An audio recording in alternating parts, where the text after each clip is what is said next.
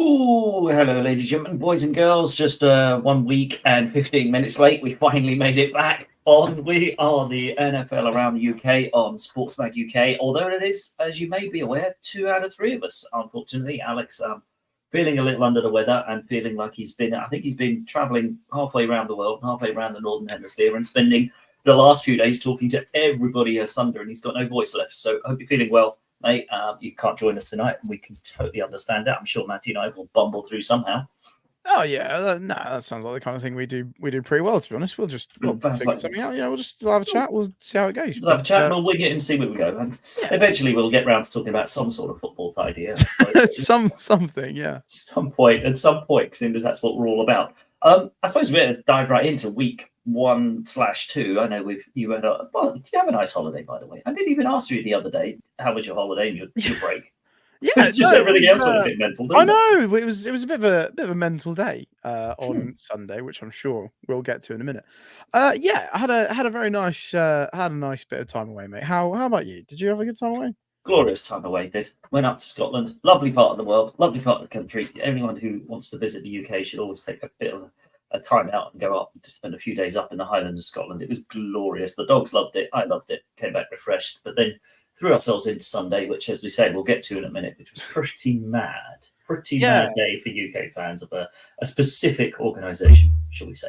But yes, quite. Sunday, first of all, football Sunday.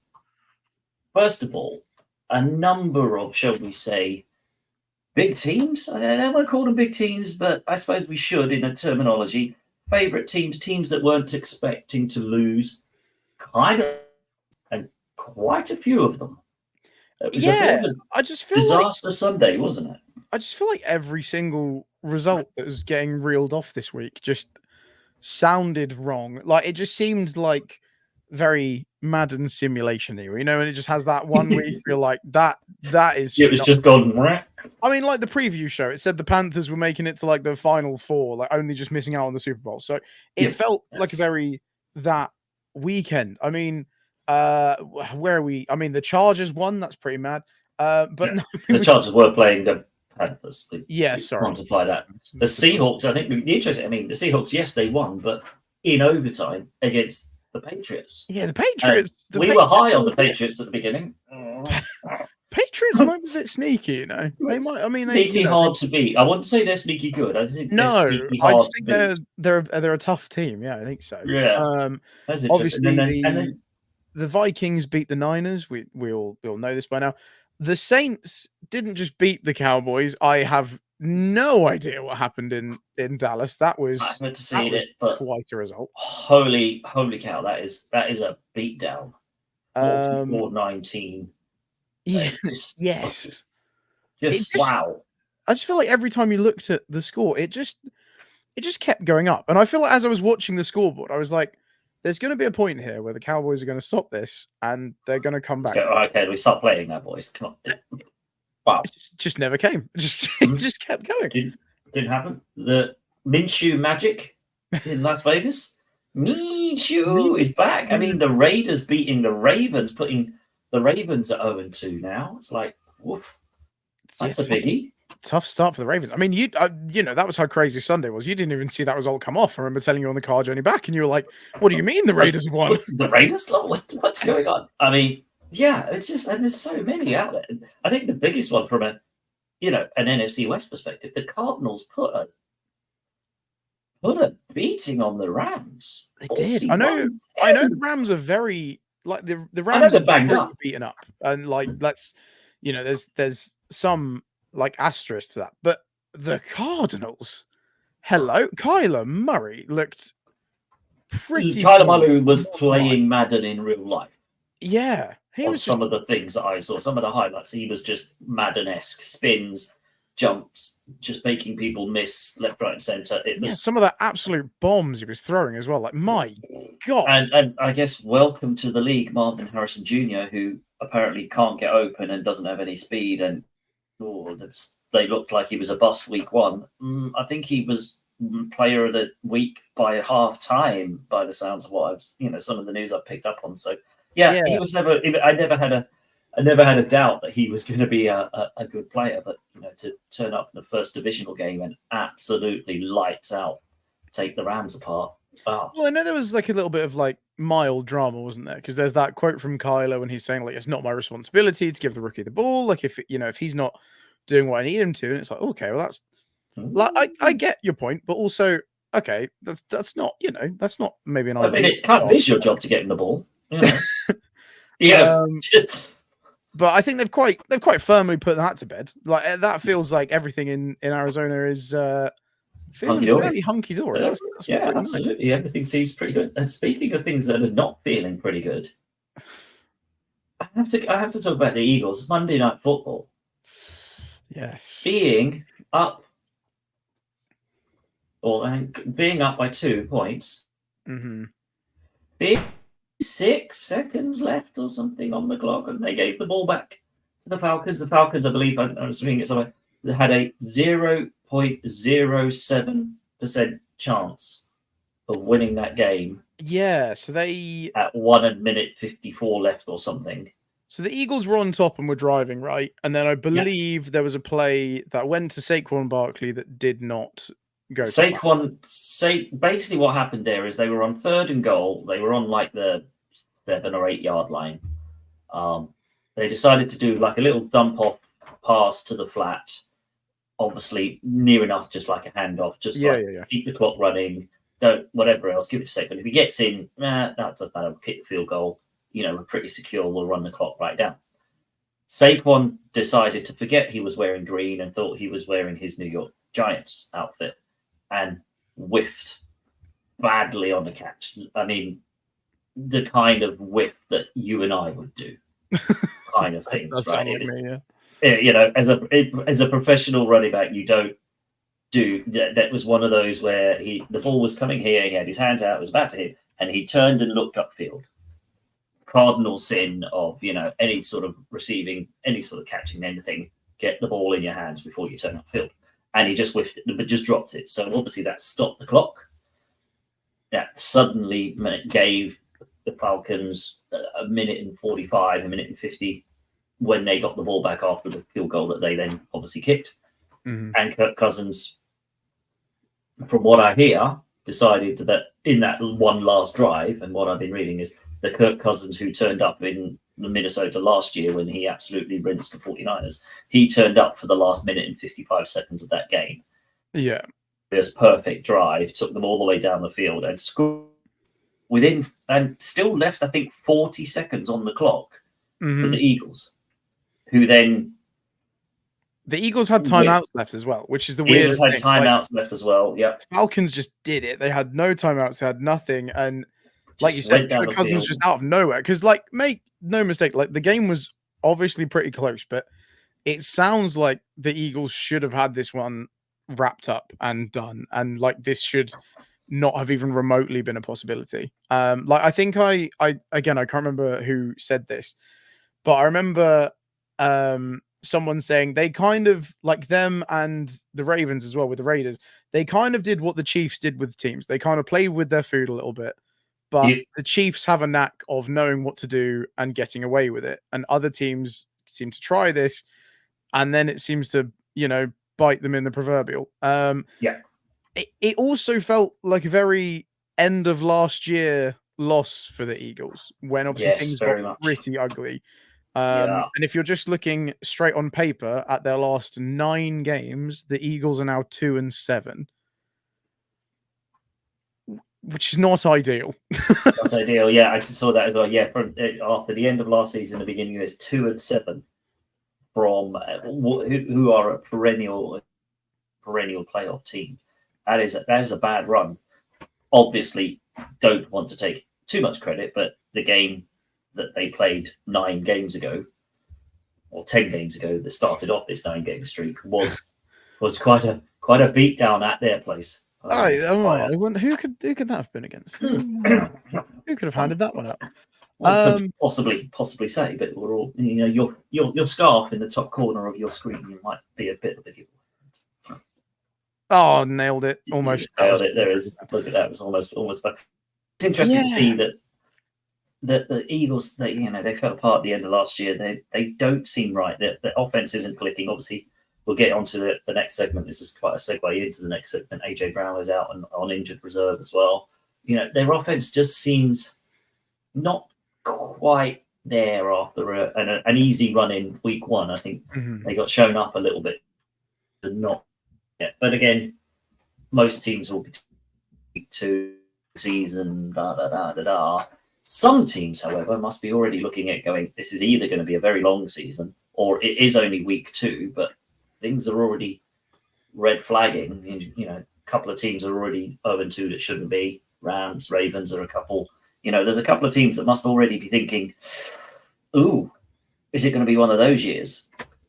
Yeah, I always find it so strange. Like even now, I would definitely say that I've now fully shifted into being like the NFL is like my main focus in sports. But having followed like English football for so long, I still find the concept of thinking, okay, if we've lost our first 3 games, the season is done. Because I suppose when you're used to like a 38 game season, if you do lose your first 3 games, that's not ideal, but you've got 35 games to rectify that and bring it back. Or you can have a bad league season, but you can have a run in a cup competition or something, and everything feels way better. I feel like still now I'm kind of wrapping my head around the fact that there's only 17 games, which again is a lot, and I don't think there should be anymore, and there probably shouldn't be that many, but that's a whole thing for another time. But yeah, if you do lose your first 3, I can't remember what the statistic is, but like if you lose your first 3 games, the supposed percentage chance of you making the playoffs is something like 0.5%. So it cannot be understated how bad losing your first 3 games is. That is like, unless you win out the rest of the season, you're in trouble. Yeah, it's quite mental to put some of those teams in that position, and I think maybe we'll save this because our new Sunday Buffet show is back this weekend, boys. This weekend, no Sunday Buffet show will be back, and we'll delve into some of these. I think you've got a whole segment you want to bring on that on these teams and stuff like that. So yeah, just a mental first week and second week of teams losing that nobody really plugged them to be losing. Surprise results. Is that going to be one of those seasons in the NFL that just throw up random results? And it does that on occasions. You occasionally get standard NFL seasons where you go, this team's going to win, that team's going to win, that team's going to win, that team's going to win, and split roaring, and we know who the playoffs are, we know who the Super Bowl is. Or is it going to be one of those seasons where teams lose when they shouldn't, teams, are better than everybody expected? Patriots. Teams are worse than maybe we thought were. It's a lot of ifs and buts, and it is only week 2. But it's already week 2. It's that weird dichotomy area where you're like, it's still got a long time left. But I do just feel like there's an air of something strange going on this season. Like even the less big results. Let's say look at like Browns Jaguars. I'm not overly high on the Jaguars, but I'm way lower on the Browns. Like I know their defense has been pretty incredible, but even they've not been playing like totally up to snuff. So I thought, okay, the Jaguars are going to win that. The Browns won that game. Obviously, Rams, Cardinals, we've spoken about. Lions, Buccaneers, 2 very good teams, but I definitely expected the Lions to come out on top in that. Baker Mayfield and the Buccaneers have done it. Like Baker does Baker and the Bears. I was one of the worst people for it. I was like, I'm sold on this Bears team. They're going to do it, and I feel like we maybe should have seen they might need a bit of time to figure this out. He's sort of betting in time, yeah. I just feel like every single game just has a little bit of spice to it. Like the Colts, I think Richardson makes some incredible throws and plays and stuff, but I feel like he either makes an absolutely ridiculous play that looks incredible, or nothing happens. Like there's no in between. Yeah, it's highlight reel or desperately bad. Which I guess is the kind of thing that he's missed out on in his first rookie season. This is his rookie season. This is, people forget, this is his rookie season. Yeah, and then you've got the joy of the NFC East, battle of the basement, if you like. The Giants finally scoring a few touchdowns, but still not winning because they lost to a team who didn't score any touchdowns and kicked 7 field goals by, I believe, a walk-on guy or something. There was a story about the Commanders kicker is the guy who just turned up at training and they kind of signed 7 field goals, I think, wasn't it? It's like, how? What? Yeah, just stories abound. It's like madness. Yeah, because I think the Giants now officially the first team ever to score 3 touchdowns and lose to a team that has not scored a touchdown, which that is wild. It's almost in the nicest possible way, Matty. That's a Chargery type of stat. Yeah, if I just every game just had something about it that was just like what a couple of weeks of football. I mean, like everything going on with like the Steelers and their quarterback situation, like Big Ben has now weighed in on that. That's all kicking off. The Broncos look like they might be in a tough spot. Like, when do we have to start asking questions about Sean Payton? Because I feel like he's got a lot of brownie points. He's got a lot of everyone thinks he's going to be this, that, and the other. His team look a bit rubbish. It's just all going on. And like, again, I know they're betting in a rookie QB. So again, you kind of have to give them some leeway. There's just everything. Like the Titans, I know I was a bit higher on the Titans than other people were, but Will Levis has potentially produced the most honking player of the week both weeks of the season so far. He's had a couple of absolute whiffers. He's consistent, yeah. He is consistent, but I believe his coach can be seen mouthing, "What the bleep are you doing?" After his whiff this week. So I think it's safe to assume that the coach may already be getting done with this. It looks like Will Levis might be getting benched, and I suppose we should go back. And speaking of getting benched, one of the big stories over the week was harshly but unsurprisingly number 1 draft pick from 2 seasons ago. The worst. It's being touted as the worst draft and the worst trade in NFL history, where the Panthers literally sold their organization to go and get Bryce Young, didn't get him any help, haven't got him any weapons, haven't got him an offensive line. And surprisingly enough, after I think 18 games total, he has been benched. And I don't believe he's won any of those 18 games.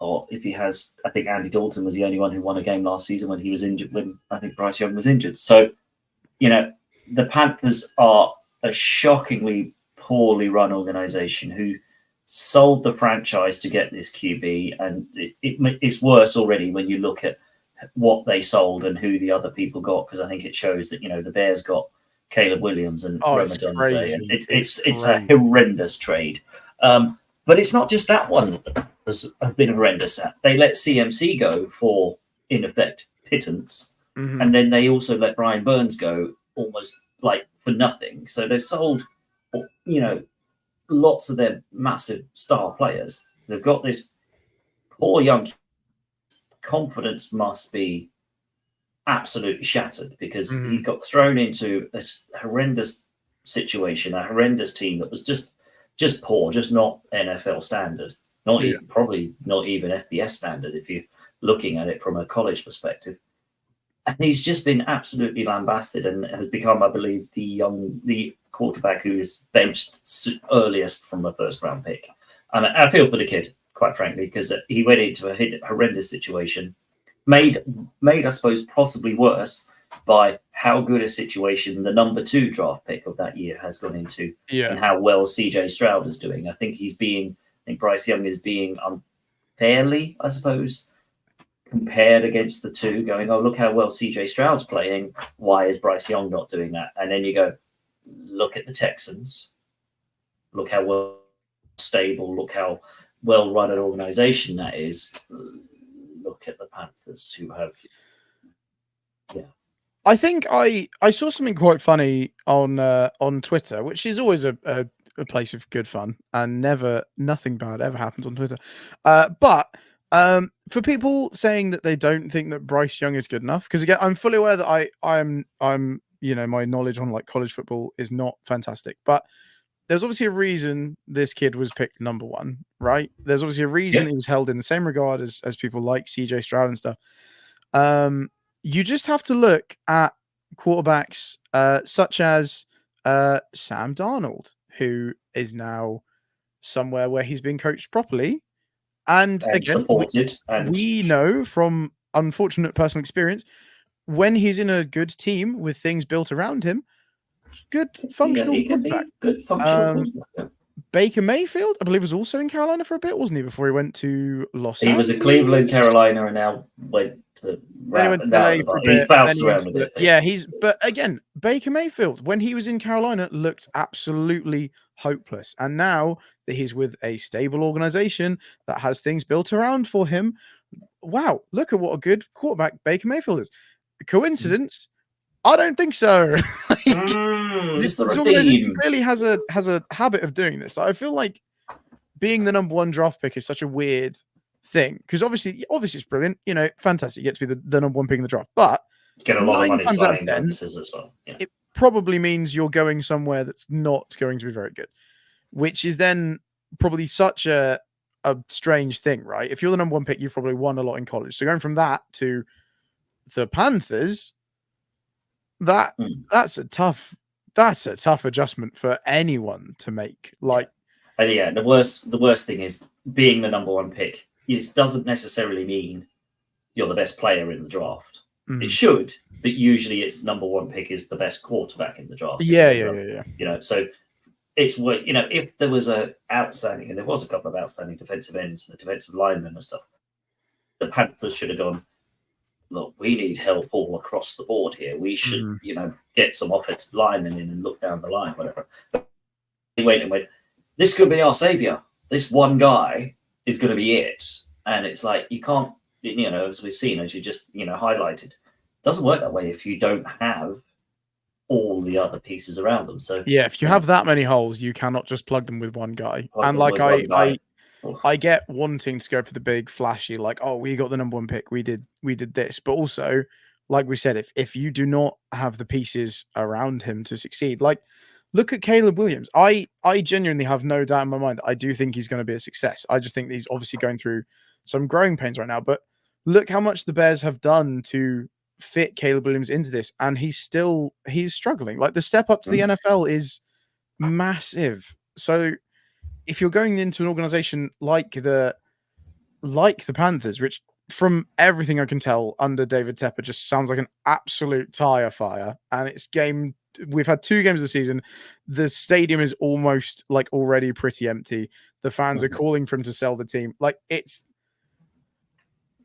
like, what do you even say at that point? Like, it's not good. Well, it reminds me somewhat a little bit of Trevor Lawrence a couple of years ago. He was the generational face. He will be the face of the NFL. Oh my God, he's going to be a superstar and whatever else.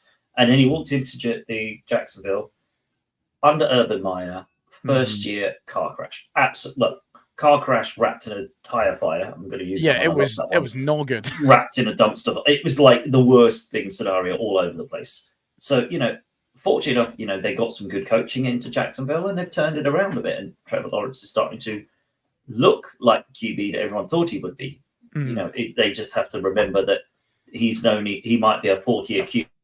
It's only because we ignore year 1 for him because it was an absolute horrendous horror show. And it's just I think the problem with the Panthers is they're so instant and so knee-jerk reaction organization. You can't do that with a year 1 first-round draft pick QB with no help and no support. And you look around and you go, well, who have they got? They got Adam Thielen is their best receiver, who's 33, works well out the slot, but he's not a big star. They sold off everybody else. It's a horrendous. I just hope that somebody allows Bryce Young to have an out where he can go get some coaching, get some support, get some comfort level, get something, and still rekindle probably the love for football, but also remind himself that he can actually play football and he is able to throw the ball around and be a QB.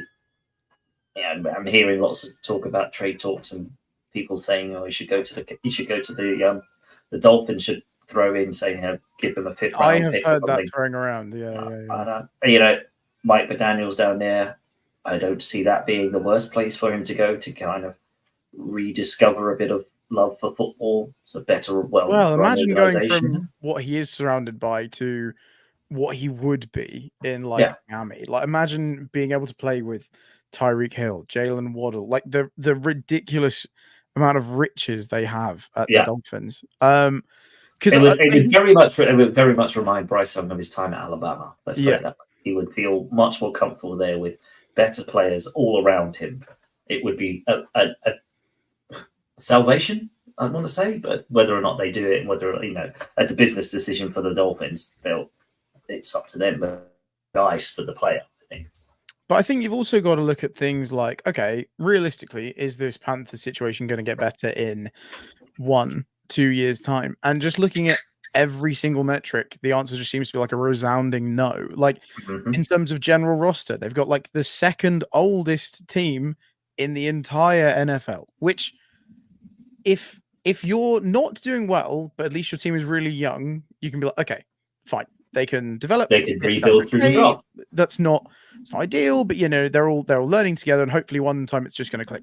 If they are this terrible and the roster is really, really old, like chances are it's probably not going to get better with age. It's not going to age like a fine wine. And again, there's seeing how they throw their draft capital around feels like. Do you realistically trust them to pick the right pieces to build this team around? I think they finally might have a draft pick this year. Yes. High up. And by the looks of it, it's one pick again. Yeah, I feel like they're going to be competing with the Giants for it, but I can't see the Giants being worse than the Panthers this year. I cannot. But then again, are we just in another scenario? Go out and go, let's go for one QB in this situation. Yeah, because I wouldn't write off them doing something wild like that and think, okay, well, we just need the next guy. Like the next guy will sort it. I don't know. So, where do you see this for Bryce Young? Then do you think he's done in Carolina? Like, do you think that's it for him? That you think so? Yeah, because I don't. I mean, the thing is, even all the talking heads on the NFL side of things and network and all that sort of stuff. Most times if you do this to a rookie QB, we need to bench him for his own safety. We need to kind of put him in. He needs to go and find some time or whatever.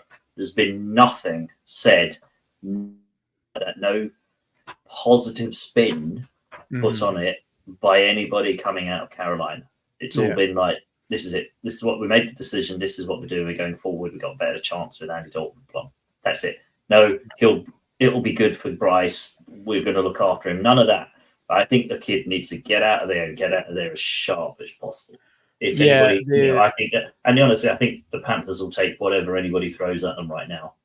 That was going to be my only thing, was considering how much they sold down the river to get him. Would they be willing to just let him go for nothing? But like you said, they let go of someone like Christian McCaffrey, who obviously now that trade looks like it's C- phenomenally. I know, isn't it silly? But obviously looking back at it now, you're like, that's ridiculous that is all that it took to shift him out of there. So I don't feel like I would trust them to try and get the compensation they deserve, or at least try and or worst case scenario, what I would expect them to try and oversell their hand and go, he's a former first round pick. We want a second or a first round for him. And everyone's going to be like, you've broken him. He's, is Zach Wilson. Like when the Niners were trying to tell everyone that they'd had offers for like a first round pick for Jimmy G when that whole thing was going on. And they were like, yeah, no, we've had offers of like a first round pick. Like, you guys are going to have to do better than that. And everyone's just kind of sat there like, really? I don't think. And the Trey Lance scenario is very similar to that as well. It's like, just take what you can get. If somebody comes in and gives you something, gives the kid an out, gets him off your pay, and also from a Panthers point of view, first round pick in the draft comes with some financial implications, should we say. So if they trade him away, then they lose that impact on their bottom line. So, it all round. Somebody go and give them a fourth or a fifth. That will probably be enough for them to go, this one, it's not a good look for the organization, not a good look for him. Get him out of here. Go and be a backup out of the limelight somewhere else and see if you can kind of rediscover some stuff. That's what I hope. And who knows? As I say, Baker Mayfield, Sam Darnold, those are the business models for Bryce Young Yeah, now. I guess. I mean, even players like Geno Smith, like, you know, it's only, you know, it doesn't mean it's over. Like, I don't think Trey Lance's career is necessarily like over. Like, and obviously Dak's got this new contract, so maybe that makes it like a bit pickly. But like, there's no reason that he could not again go somewhere else and potentially find that fitting place for him. Like, obviously, things change in the NFL so quickly. Like, with this one bad turn, your knee could go, and suddenly someone QB needy team suddenly goes, oh. Like with this Tua injury, that's probably worth mentioning. To be fair, there we go. Nice segue there. Nice segue, mate. Thank you. Sounds relatively serious, but obviously we've gone from viewing the Dolphins as like, you know, this is it. As long as they can get over the hump in January, like they could seriously do this. So all of a sudden, it's like, God, that's not good. Obviously, for anyone that's not aware, over the weekend, Tua Tagovailoa did suffer another concussion, which I believe is his third or fourth now.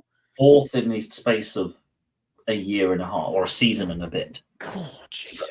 Because I know last year was the only real season he had not been affected by it, right? But the season before, there was like two not ideal ones. And then obviously this one looked pretty bad.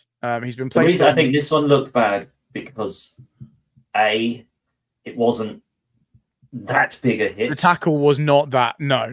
Wasn't, you know, yes, he should have slid, and everyone's like, oh, why didn't you slide? It's like, whatever. It's slightly disconcerting, this one, because he was wearing the new anti-concussion, if you want to call it that, improved helmet. Wasn't wearing a Guardian cap, but he was in effect wearing a Guardian cap inside the helmet he was wearing. And it still happened. From his head to somebody's chest plate it was not the kind of thing that you would expect to bring about that reaction. And I think that's what's caused everyone to be a bit more like, oh, this, you know, the NFL is now very conscious of head injuries and what it means and long-term effects and everything else. And I think, you know, maybe 15 years ago, everyone had been like, shake it off, try and get back in there.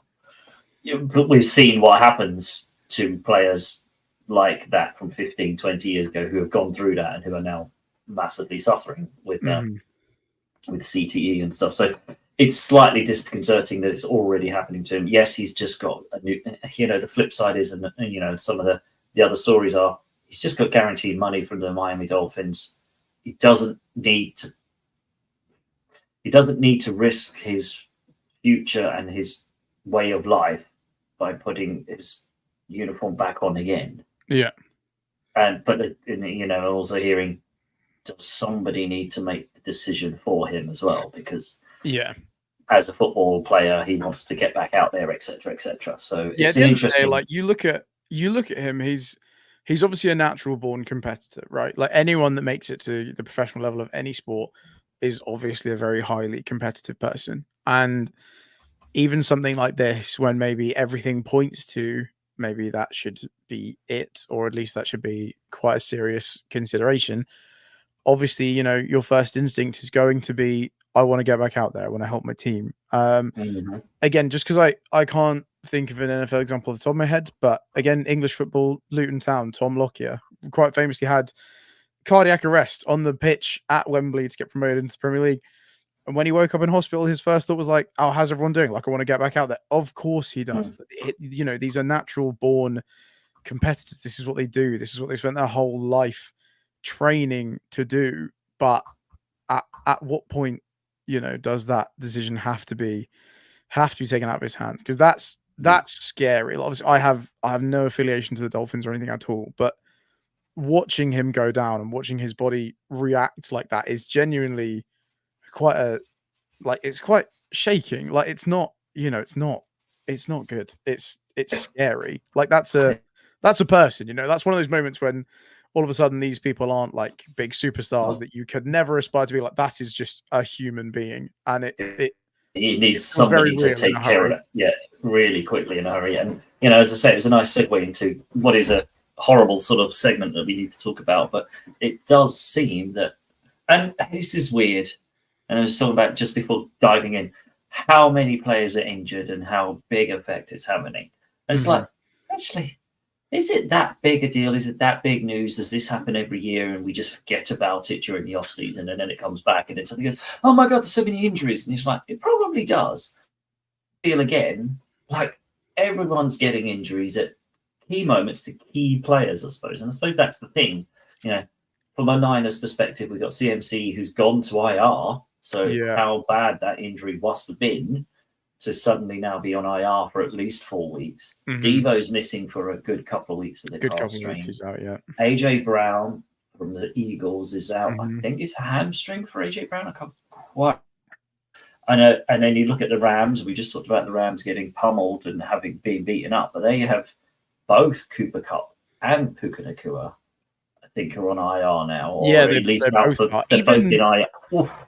Even Matthew Stafford, I mean, we're only 2 games in, and he was already looking pretty beaten up by the end of that game. And it's like, that's cool. Like, for a team that, again, not that we would all want to be, considering our fan alliance, but we were all relatively high on the Rams before this season kicked off. Like, we all kind of thought they might do well. I think one of us even said they could win the Super Bowl. But, like we said, with getting off to a bad start, this is really not looking good for the Rams. Like, their injury list is like horrifying. They are decimated right now, and it's only week 3. Yes, we've got, I think, Miami carrying it on. If he's Jordan Love went down week 1. I think he's in a decision-y type of thing, but he's still knocking around. There are a lot of Justin Jefferson went down at the weekend. To be fair, I don't know how bad that injury is, but he had to go out and go to the locker room. So it's just big names. I suppose it's more noticeable for NFL fans in the UK now because the game's more accessible. A lot of us are playing fantasy. A lot of us are these players in fantasy groups and teams and whatever else, and so we noticed that. And as I say, maybe this was always the case. It's in the NFL, it's a contact sport, blah blah blah. I'm sure there's lots of that, but it just seems like every big sort of back star skill player's position is being massively effective at the moment. Yeah, it just feels almost like a repeat of last year. I feel like last year was.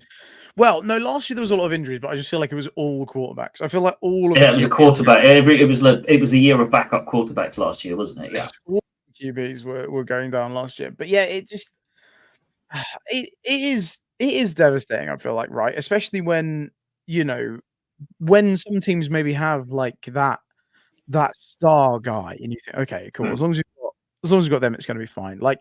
It's probably how the Giants felt when Saquon Barkley was still there, or like the Titans when Derrick Henry was still there. As long as you've got that one guy, you're probably going to be fine, right? But when you have this many injuries coming down, it's like who can we rely on anymore? Like we're even seeing the bigger teams, like say the 49ers, and again we know from like the Receiver documentary on Netflix and like a couple of other things.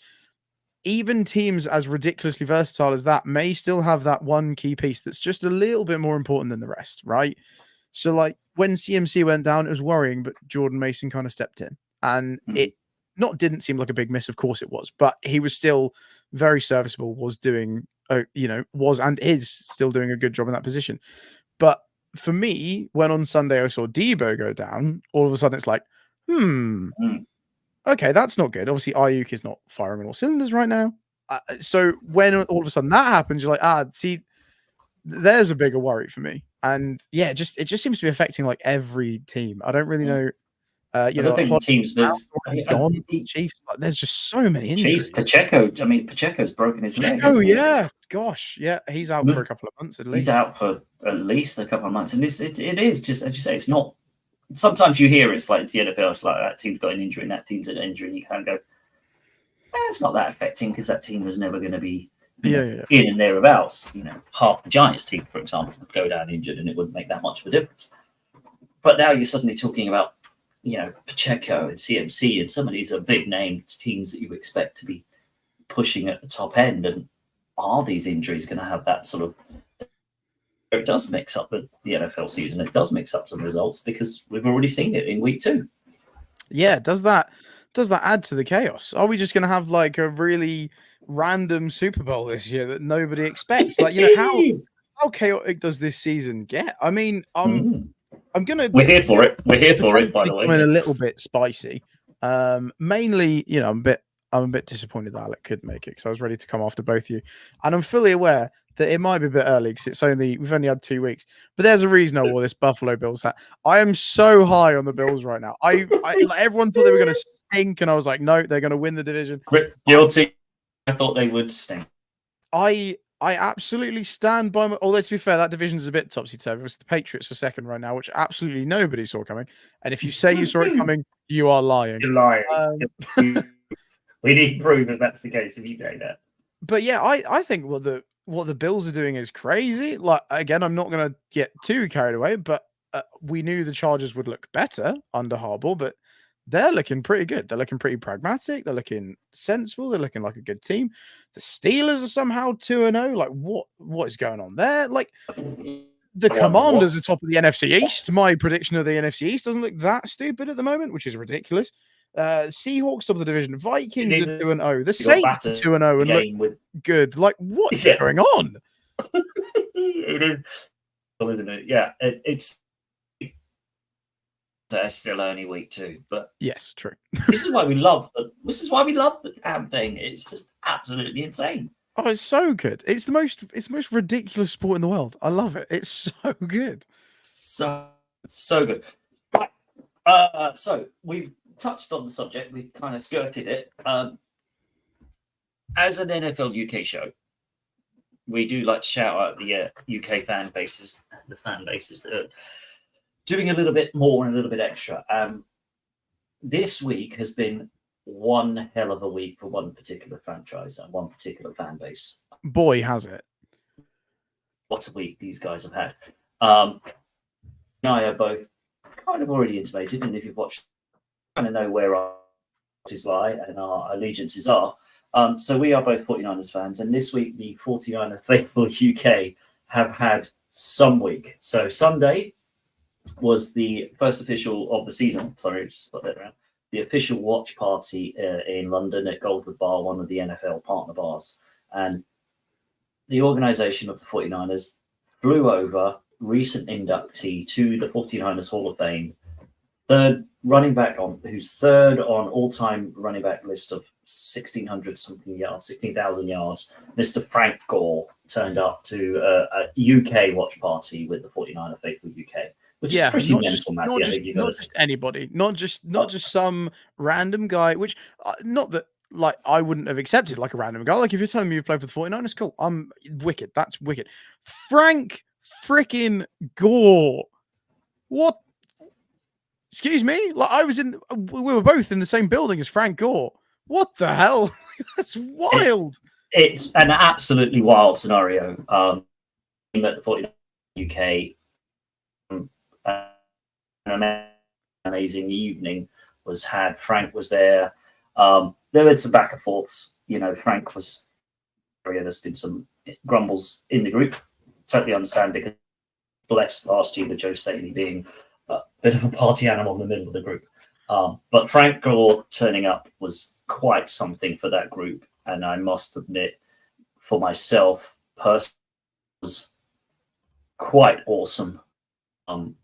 I was Matty was there with me. Matty saw me be, shall we say, thrust into the BMC or stood up with the microphone in my hand, running around and geeing up the crowd. So if anybody was there on Sunday, apologies for that. For those of you who have never listened to the show before, and even for those of you who have listened quite regularly, obviously we know that Gary's a very shy and retiring man, and would definitely not walk through London with potentially one of the best hats I have ever seen. I don't know if we have a photo of that. Wait for it. Yeah. Good Lord, it's genuinely my favorite hat ever. But yeah, Gary now has another job for life, as well as helping run SportsMagUK and his blossoming regular 9-to-5 career. The 49ers have also now enlisted Gary to just be the official announcer at these UK watch parties now. I mean, look at that. That is a statement piece. I A tell you. statement piece. Thank you to my touchdown box for that hat, by the way. I just put that in there. But Yeah, yeah, there a you go. Another statement shout piece. out. Unreal. Another shout out. That's amazing. Unreal. got a lot of love on Sunday for that hat. It was a great show. Obviously, we talked about the result, not the ideal result for the 49ers. Yeah, we don't talk about that. It has been the case with watch parties and group meetups. The result to how many fans you end up meeting, and there were a lot of fans in Goldwood. Yeah, I don't even think the result's important. Like, just from a personal point of view, I know like you've been to these things before. This is the first time I'd ever done anything like this, and I had my reservations. I was kind of scared going to it, but it's honestly incredible. Like, from the life of a UK NFL fan, like, it can sometimes be a bit of a lonely existence sometimes, right? Like, staying up to all hours watching this game that, like, okay, no one else probably in my postcode is watching this. So all of a sudden being like surrounded by so many people that all just have this like mutual interest in this thing that's thousands of miles away. Like, it's so silly, but it's just the best. It's the best thing. And like, I've never been surrounded by like a friendlier bunch of people, like all the work that Lee, Paul, Gareth, everything those guys did. It was incredible. Again, obviously the watch party was put on by the official 49ers organization. But massive shout out to the 49er Faithful UK guys. They did the most on Sunday to make sure that everyone felt welcome and included. And it was just incredible. I cannot speak highly enough of everything that those guys do over there. If you've never heard of them before, even if you're not interested in the 49ers, I can guarantee if you listen to their podcast, you'll have a good time doing it. Like, it's just fans talking about football, kind of like we do. So yeah, massive shout out to them. Obviously, shout out to the 49ers for putting on the whole thing. It was a truly awesome experience. And from all the sounds of it, from everything I heard over the PA system, it sounded like you were having quite a good time as well, Gary. I did manage to enjoy myself, but being thrust into that position and having the microphone, I should have probably been on, but I just kind of thought, this is a bit of fun, and there we go.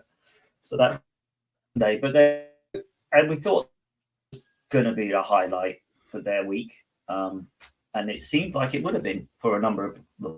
And then Matty just alluded to, they do also host a poke, similar shows like this. They do a review show and everything else, but they do a live show as well. And on their live show this week, it got even better for the group because they actually managed to get the Fame player Willis to appear live on a show hosted and run by a couple of fans out of the UK. Now, this was around Patrick Willis's new training card that has been released with Jordan Spector. They're the other guy on that screen. But that is the Hall of Fame inductee, recent gold jacket winner, Patrick Willis, on a UK podcast. It's insane. And it's a massive shout out to the guys over at 49er Faithful UK. They have had a week. And as an NFL UK podcast and then as an NFL UK supporter, fair play to them. Fair play to that organization. They've had a week. And I genuinely can't think of like any more deserving people. Like, I haven't been part of the group for very long, but like I said, everyone is so welcoming. It's so well run. Like, I think Paul does such a good job with everything social media and making sure that everyone is interacted with. And how Lee does the job that he does, I have no idea. Like, he will keep the most outrageous thing like totally to himself, and then he'll just kind of come out with it, and you're like, he's like, oh yeah, I've known this for like weeks. Like, how do you do that? I would be like an excited school child and want to tell everybody. Like, it would blurt somehow. You would accidentally let slip somehow. But yeah, Lee knew that Frank Gore was going to be their attendee at the watch party 2 or 3 weeks ago, and absolutely played it dead back. Nobody knew. Nobody found out. It was insane. So totally agree. What their guys do over there is one of the best fan-run groups out there.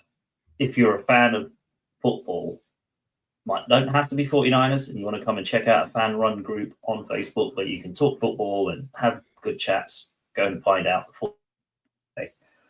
The hell of a week. And yeah, I just feel like next week it's not going to be a bummer for them. But I mean, how do you top that? What a what's week. next? What's next? What a week in 49er faithful UK land.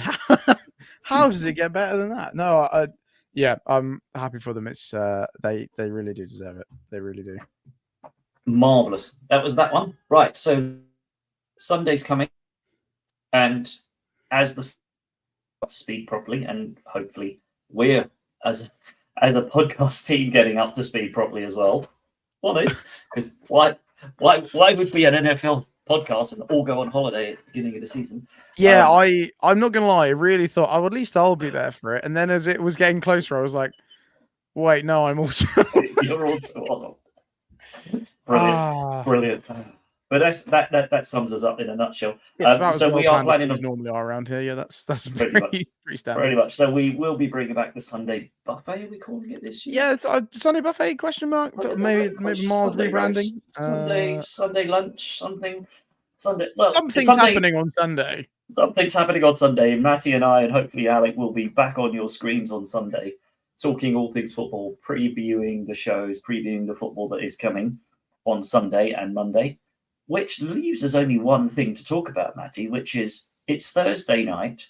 It's Thursday night football. How do we feel about the stunning offering that the NFL are kicking up tonight, or shall we say first thing Friday morning for UK fans, of the Patriots going to visit the Jets?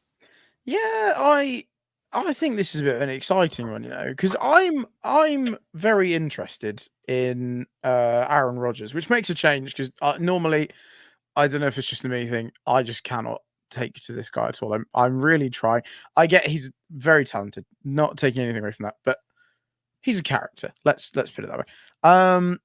But this is going to be the first time he's run out at MetLife since the historic 2023 season game, which went away. Of some description. I can't remember what happened, actually. It was quite uneventful. So, how much are they going to make of it? Are they going to do the whole shindig? Is he going to be running out with a massive American flag again? Is there going to be big drama? Is he going to be running out in a suit of bubble wrap? What's going to, how big of a deal are they going to make of this? Right? Yeah. Last time he was there, it did not go well. It didn't go well. It was 9/11. It was the flag. It was Monday night. It was the savior of New York football has arrived. 4 seconds later, the savior of New York football lost his 4 snaps. That's not good. It's not ideal. So you wonder whether or not they'll just be like, let's just play it down. Let's just get the game on. Let's just get into it now because it's week 3. Let's not make too much of a big deal because what happened. I think so. I think they have to, right? Otherwise, it's tempting fate. I don't think you can go with the massive blowout entrance that they had last time. I feel like. That's one of those things, kind of like when Tom Brady retired and he did the whole big flashy retirement. And then he was like, nah, just kidding, I'm back. And then he retired and he was like, no, do you know what? You only get one big retirement. This one's just like a Twitter notes post. Me on a beach or a selfie. Yeah, recording it. Yeah. So, yeah, I feel like they just have to approach this like a normal game. I also feel like there's, again, a little bit of spice here. This might not be the most exciting matchup, I won't lie. But the Jets' record against the Patriots hasn't been fantastic. Obviously, little known man by the name of, again, aforementioned Tom Brady. Don't know if anyone's heard of him. 12. He was pretty good. But also, like we've kind of discussed, the Patriots seem kind of sneaky hard to beat, and it doesn't seem like the Jets are operating at full whack just yet. So, I don't know. Consider me perched firmly on the fence on this one. Picking up a bit of fence sitting, shall we say? Yes, I would. Yeah, I would say it is that one. I do feel like it's the Patriots are sneaky hard to beat. Mm-hmm. Patriots Jets. There's not doesn't favour the Jets historically in terms of results. No. Aaron Rodgers, Thursday night primetime football. It's got a banana skin written all over it. It would be a hell of a game. It's an extension of week 2, right? Yeah, almost. It's got that banana skin feel of, you got to get it right because you could slip up. and lose again like all the other favourites. Must also be said, to be fair, the Jets' start to this season has been a bit crazy. Like, this is going to be their third game in, what is it, like 13 days? Which is... they've not had much turnaround, have they? That's pretty mental. Again, I know English football fans will be like, yeah, mate, my League Two team is playing every, 2 days. Yeah, fair point. But in NFL terms, 3 games in 13 days is ridiculous. Like, that's a bit crazy. I feel like this would be a hell of a game for Aaron Rodgers to have that announcement, like, I'm back. Because he's been playing okay. Like, he's been not serviceable. That feels like doing a bit of a disservice. Like, he's been playing pretty good, but it's not. He's not like lit anyone up, right? It's not Aaron Rodgers level. Like Aaron Rodgers MVP season level stuff. So it would be a hell of a game for him to re-announce himself. But then I also wonder that if the Jets lose this and go 1-2, at what point does the meltdown commence? You know, like I don't know. I'm going to go for it. Patriots going to win. Oh, he's called it. He's called it. You heard it here first. The Patriots are continuing the upset for the Jets. I just think the Patriots are such a sneaky little team this year. Yeah, I think it might even be one of those absolute like stinkers of a game that'll just finish like 12-6 or something. 9-6 or something. Yeah, like nobody's had fun. Like not a single person in there has enjoyed it. But at least the team. Nobody who stayed up in the UK is going to enjoy that Friday morning feeling. I don't see this being like an absolute score fest. But yeah, I think the Patriots could sneak this. I just feel like they are going to be a sneaky team this year. Like already, it's the story already. They've already tripped up the Bengals. The Seahawks only just beat them in overtime. Like you said, they might not be a flashy team, and they might not score like 30+ points on you, but you can guarantee you're not going to score that many on them. They're going to make it ugly. They're not going to let you just push them around. Yeah, I'd love it. I'd love it for the Patriots to somehow do this. I sound very much like Kevin Keegan, and that's a UK reference to our watchers. If you don't know what I'm talking about, I'd love it. I'd love it if we beat them.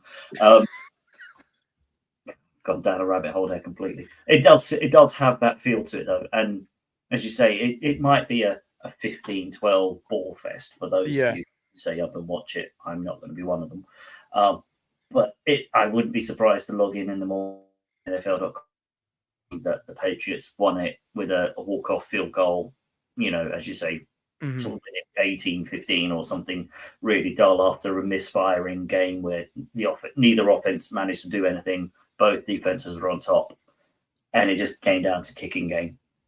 Because I think that's my thing this season, right? Is I feel like the Jets have looked so like middle of the roady. Like I feel like we maybe with Aaron Rodgers coming back from his injury, no one was expecting him to just come back and blow the league up and just be like straight to prime Aaron Rodgers. But also, like the Jets defense hasn't been nearly as good as it has been previously. Like obviously the Niners did a very good job against them. We've all seen that. But then also, their game just gone. It feels like they kind of snuck past the Titans. Like they didn't have an easy time of it. And like we said, the Titans have given up some ridiculous plays. So obviously beating them by a touchdown is good, but it feels like that would maybe be a game where if the defense was playing at the level they were last season, they would have shut the Titans down maybe more than they did, which is kind of making me think the Patriots might be in this. Like the Patriots defense is doing something, and it feels like the Jets defense is not doing that much. So maybe for a slightly misfiring offense, it gives them more of a chance. Might be clutching at straws here, and I'm sure tomorrow morning I will look very stupid. But when the Jets put 50 on the Patriots? Yeah, literally, you watch the Jets dunk a 60 bomb on them. Yeah, why not?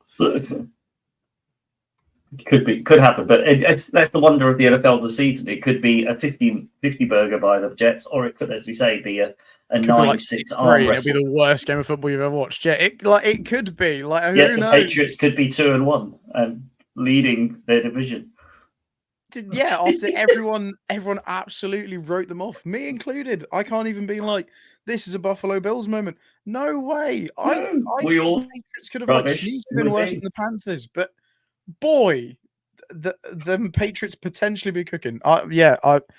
The more I'm talking, the more I'm instilling a very false sense of security in me that the Patriots can do this. Come back on Sunday and find out just how wrong. Yeah, we were. I can't wait to see just how badly this has gone.